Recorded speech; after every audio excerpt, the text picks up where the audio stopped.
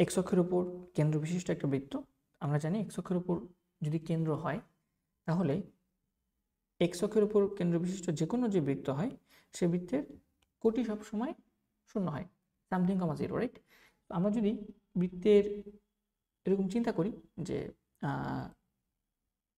Something কমা zero বৃত্তের কেন্দ্র, তাহলে আমাদের যে ইকুয়েশন হবে সেটা এরকম, সি ইকুয়াল টু জিরো। এটা হচ্ছে এক্স অক্ষের উপর কেন্দ্র বিশিষ্ট একটা বৃত্তের ইকুয়েশন। কেন এখানে এফটা নাই? কেন? কারণ এফ এর মান তো শূন্য। আমরা জানি বৃত্তের কেন্দ্র হয় -c, -f, এবং এখানে দেয়া আছে -g এর মান -g কিছু একটা থাকবে, আর এফ এর মান তো শূন্য, যেহেতু এটা এক্স অক্ষের উপর অবস্থিত। ঠিক আছে, তাহলে আমাদের এখানে এফ এর মান শূন্য। এবং কেন এফ এর মান শূন্য? কারণ এফ এর মান শূন্য। কেন এফ এর মান শূন্য? যেহেতু এক্স অক্ষের উপর অবস্থিত কেন্দ্র। ঠিক আছে, তুমি লিখে দিতে পারো এটা চাইলে, সেন্টার এক্স অক্ষের উপর, তাই ফাইন।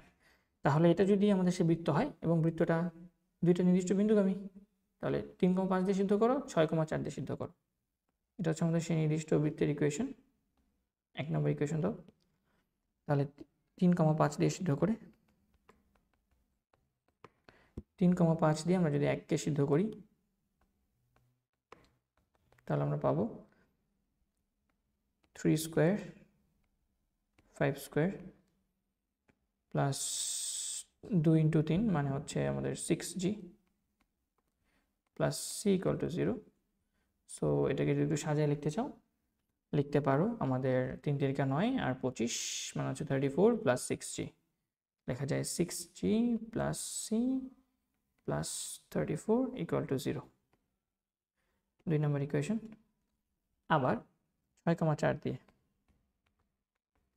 1 নংকে সিদ্ধ করি, তাহলে আমরা পাচ্ছি 6 square 4 square 12g plus C equal to 0, বা এখানে 12g প্লাস সি, এখানে কত আসে 6 স্কোয়ার মানে হচ্ছে 36, 4 স্কোয়ার মানে হচ্ছে 16, 16 আর 36 যোগ করলে 46 52, right? So 52 is equals to 0। 3 number equation.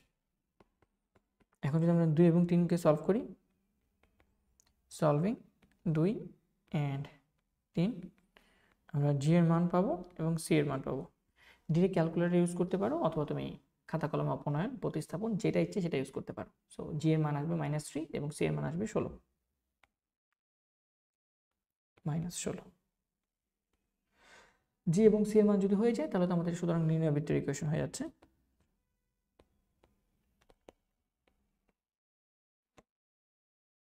নির্ণয় সমীকরণটা হয়ে যাচ্ছে জাস্ট y স্কোয়ার, জি এর মান -3 সো -66, সি এর মান -16 ইকুয়াল টু 0। এটা হচ্ছে আমাদের নির্ণয় বৃত্তের ইকুয়েশন। হোপফুলি আমরা এটা বুঝতে পেরেছি। ধন্যবাদ সবাইকে।